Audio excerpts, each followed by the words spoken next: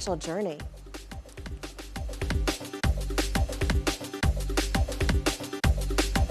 In this episode of Follow the Money, we'll dive deep into how Prosperna is transforming the Philippine e-commerce landscape, especially for small and medium-sized businesses.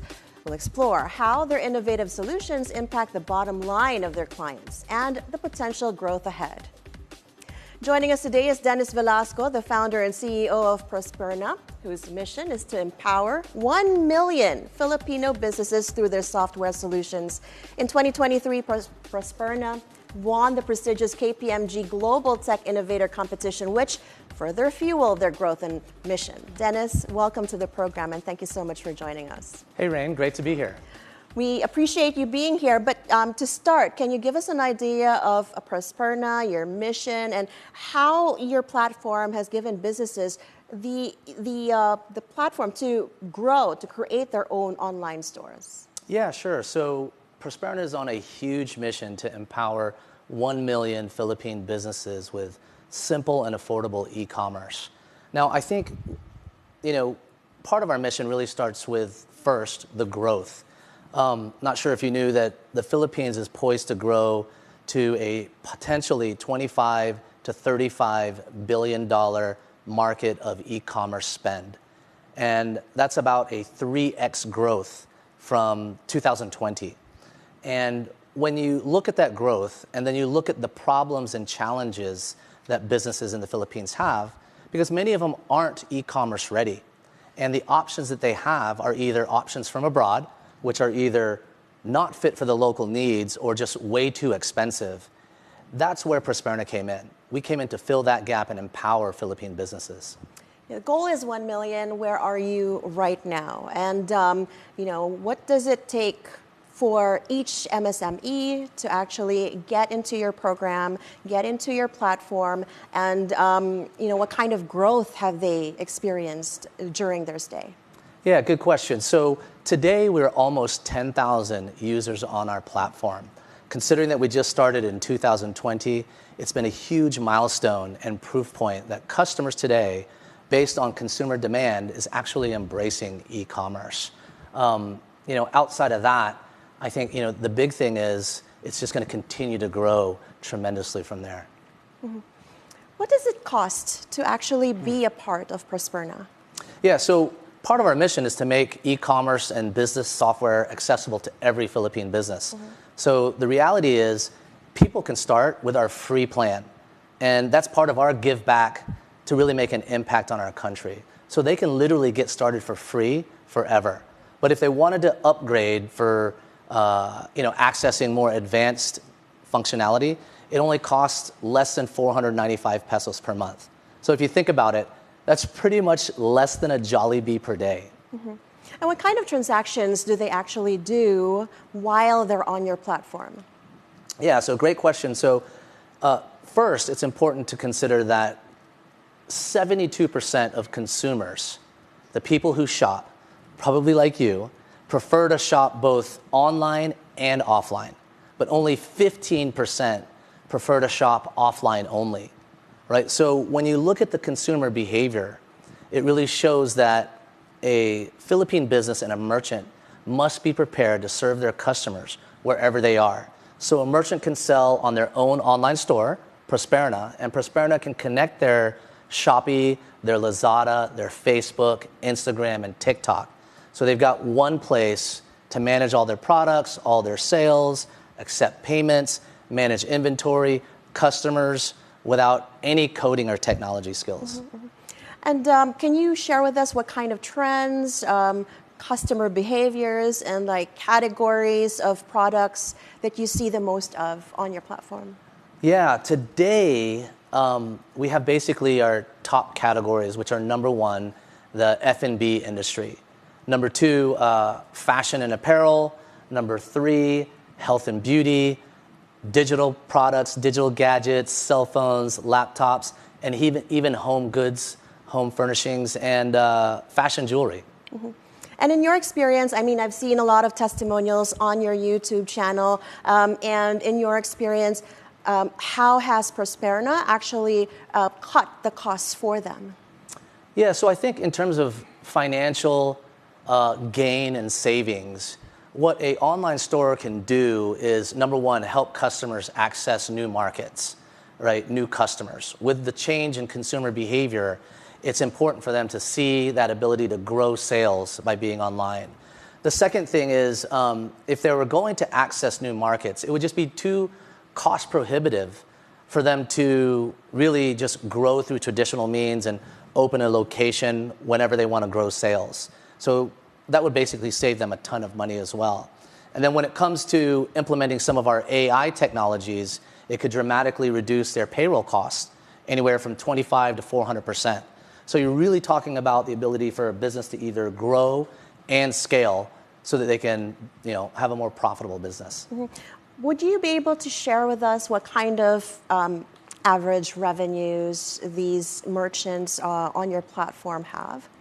Well, in terms of average revenues that an individual merchant might have, because we take data privacy very seriously, what I can share with you, Raine, is that we have over millions and millions of pesos going through our platform every month. So basically, as an aggregate whole, we have millions of pesos that our brands, our merchants are successfully selling online. To us, that's one of our main leading indicators. All right. Thank you, Dennis. Well, we need to pause for a quick report. We have Hannah Gregorio at the Manila Hotel. That's as more candidates file their certificates of candidacy. Hannah, go ahead. Raine, former Senate President Tito Sotto has just arrived here at the Manila Hotel, accompanied by his wife, Helen Gamboa, and their daughter, Shara Sotto. He is expected to file his COC anytime now. I think he is already filing, and he seeks a return to the Senate after his previous bid for Vice President alongside Panfilo Lacson in the 2022 elections. Although they were unsuccessful in that race, Sotto remains to be a prominent political figure in the country since he served as Senate President from 2018 to 2022. So far, Raine, it's a star-studded morning here at the Manila Hotel.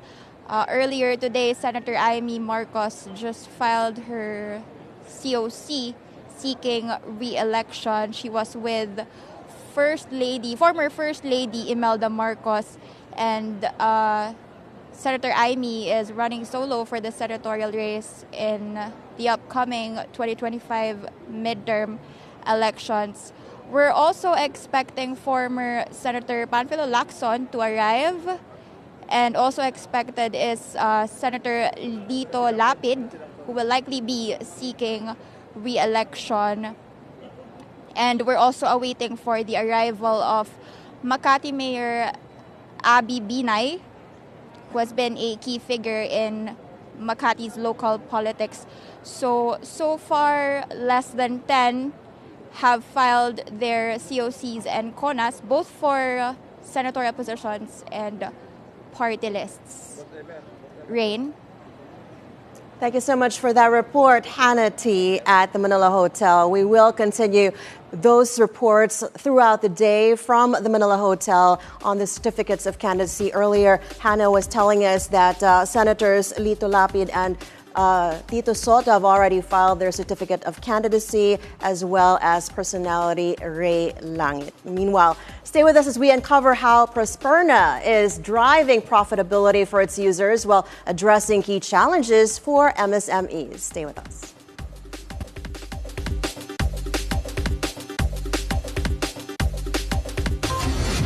We are giving spotlight with this innovative business enterprises that shares growth in our community. We're giving these entrepreneurs a chance to boost their business in the market.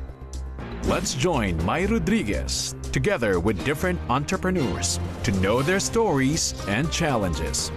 Remember, the road to success is never a straight line. Pathways to Success, 11 a.m. on BNC, the Billionario News Channel. Your newest source of news and information. That's it? Follows you everywhere, every day. Wow. Oh, man. On cable and free TV. Online. He joins us from the Batasan Pamasahe. On mobile. Simulan na natin ang agenda.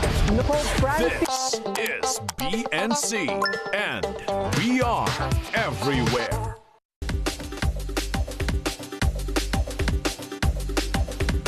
And we're back on Follow the Money, still with Dennis Velasco of Prosperna. Prosperna, of course, emphasizes the ease of the use of its platform. How important is it, this kind of user experience, in increasing the revenue and profitability of its users? Yeah, great question. I think, again, it really comes back to our mission. Because we are 100% focused on the Philippines, where a lot of other software companies are focused on other major markets, it allows us to focus on the needs and the user experience of Philippine companies.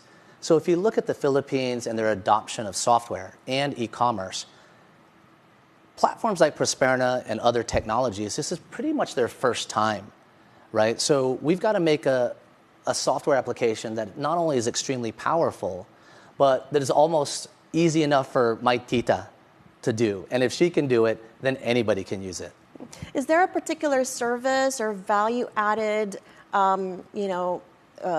input that you, at Prosperna, can actually offer your clients? Is there something that they're asking for? Yeah, I think one of the biggest things is, let's say a merchant wants to go online. And so they've got to have a way to build trust with their own online store, payments, and shipping.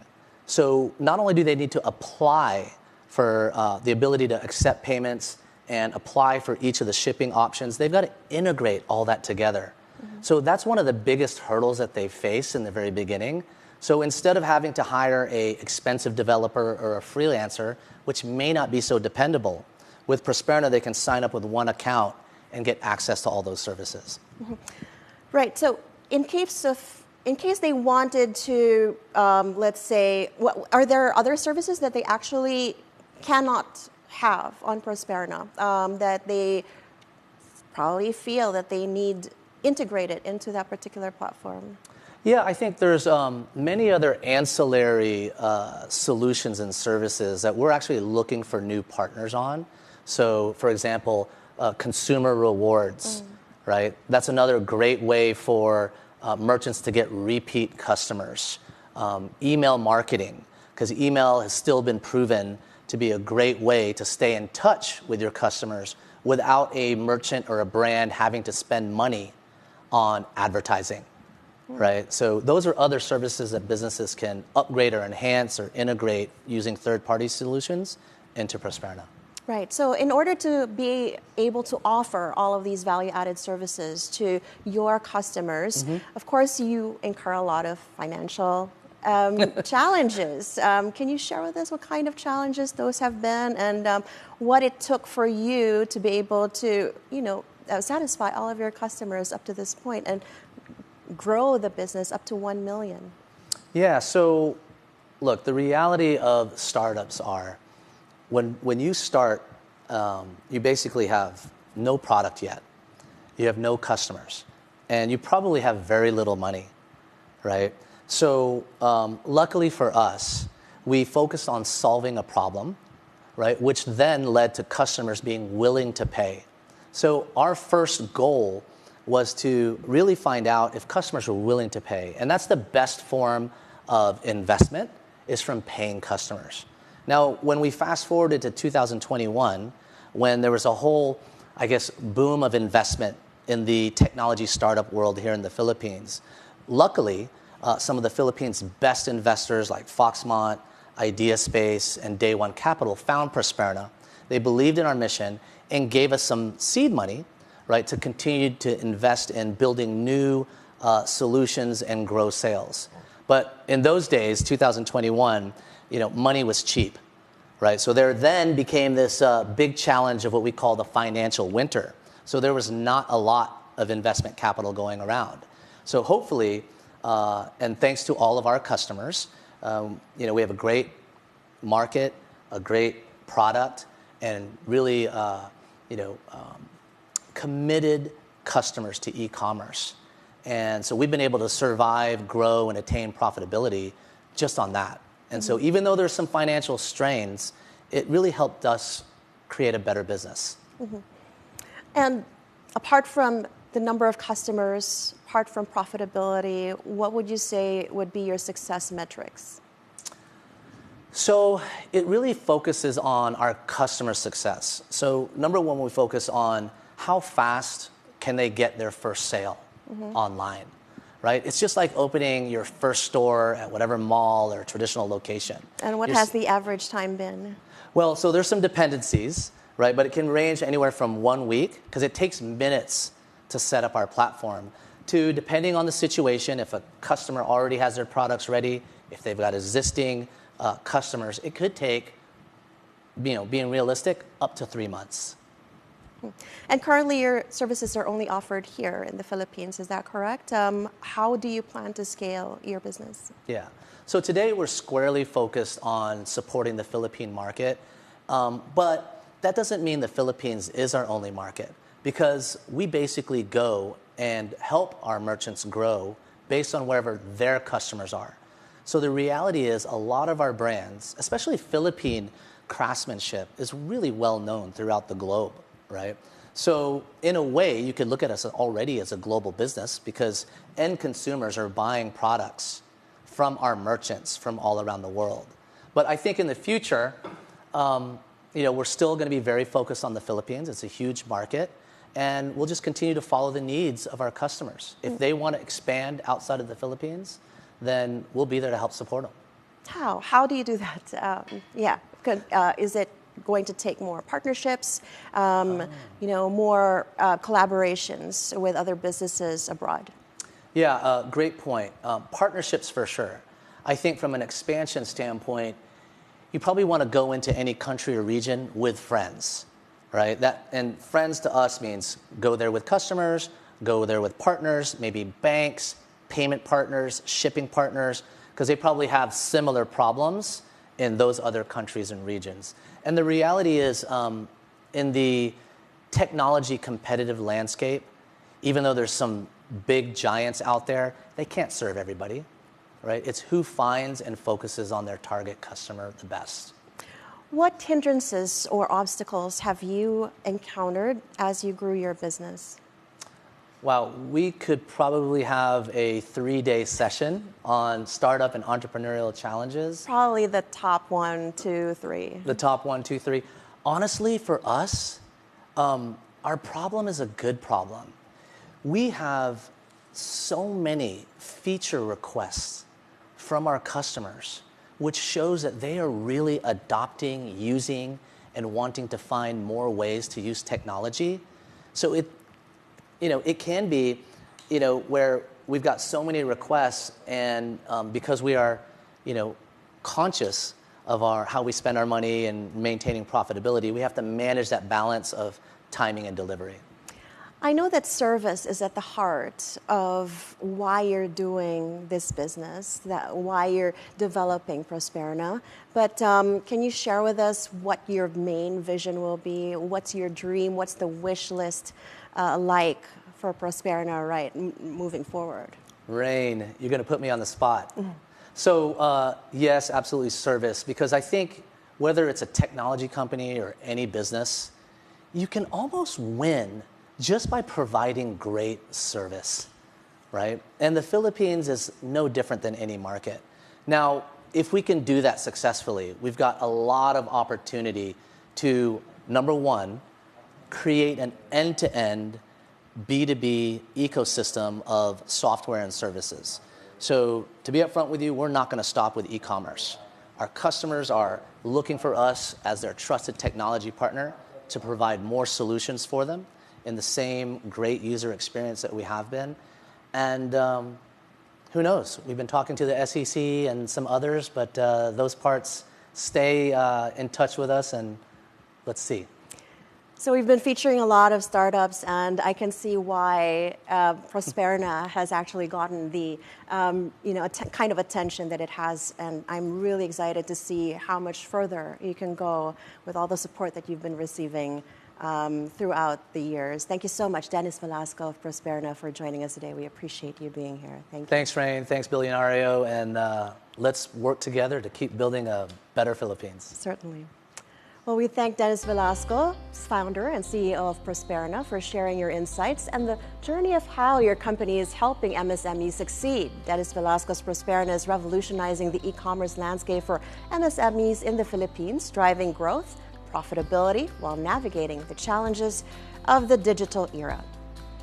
And now, before we go, we leave you with this thought from American sociologist, writer, editor, and professor at Harvard University, Daniel Bell. Technology, like art, is a soaring exercise of the human imagination. And that is it for today's edition of Follow the Money. I'm Raine Musñgi. Thank you so much for watching. Keep it here on BNC, the Billionario News Channel, always on top.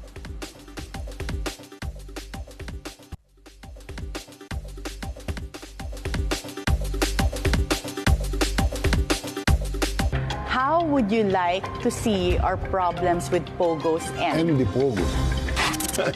Would you consider running for office in the future? It would be hypocrisy to say no. At that time, how much was your first pay? If I'm not mistaken, it was like $120 per week. Oh, wow.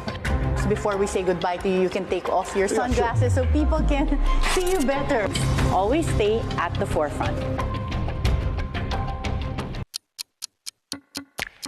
At BNC, 12 noon doesn't mean break. But breaking news, biggest stories, and latest updates. 15,000 teddy bears to pay tribute to the children killed in Gaza. Tensions in the West Philippine Sea reaching the skies. Hong Kong reclaims its spot as Asia's top financial center. Mai Rodriguez, Newsfeed at noon on BNC, the Billionario News Channel.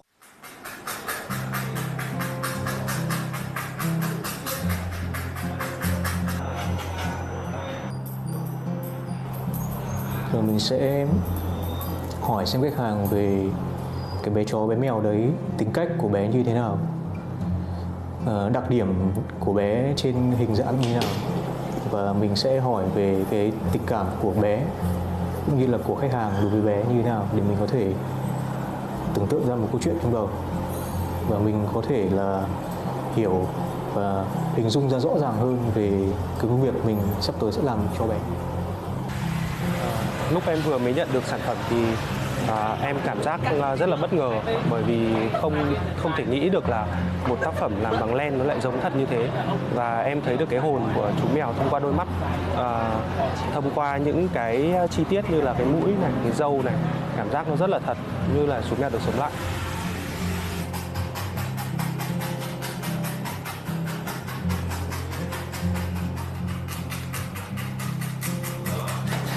Ngoài việc mang lại thu nhập cho mình thì nó còn mang lại cho mình là nó giúp mình cảm nhận mọi thứ sâu sắc hơn, cũng như là luyện cho mình cái tính kiên nhẫn, kiên trì trong công việc của mình. Tại vì là hiện tại giờ mọi người thì đang rất nhanh, tức là mọi thứ xung quanh xảy ra rất nhanh, thì công việc này làm cho mình cảm thấy chậm lại, kết nối được sâu sắc hơn với các bản thân mình cũng như là những thứ mà mình đang. Mình xem cái tác phẩm này ở trong phòng ngủ của mình để nó nhắc nhớ cho mình về một cái cách sống, đó chính là luôn cho đi một cái tình cảm vô điều kiện, như là những bạn thú cưng vẫn luôn hàng ngày làm công việc đấy với mỗi người chúng ta.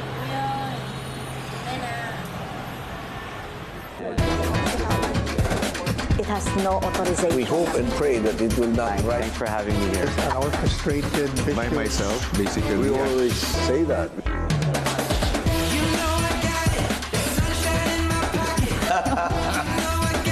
It depends. A well-concerted effort. Perhaps I can reiterate. My greatest beefsteak. Iba pa tayo.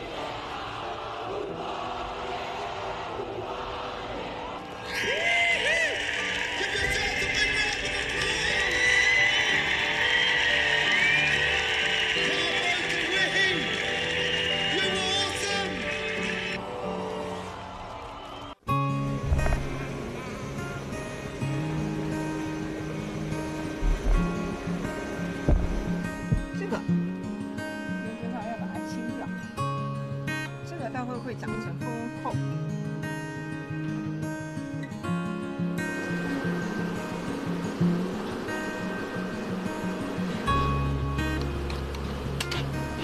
其实也不是说为了赚钱了，其实话说回来了，我觉得，养它其实也还不错，可是呢，要去照顾它，还蛮麻烦的，所以其实你还是要有这个爱心。我去问过，我能不能申请养蜂，好像没有这个法令的保护，所以呢，原则上在台北市养蜂的人，他几乎都是偷偷在养。然后再长大一点，他就把它封盖。你可以看，这都是蜂蜜。有没有看到？其实有时候你看到这个蜜蜂在这样飞，非常有疗愈的作用。真的，真的，你看到它这样飞，真的很可爱啊。然后它是低频的那个声音嘛，对，然后你就站在旁边这样看，有时候我就站在旁边这样看它，你知道，觉得是种享受。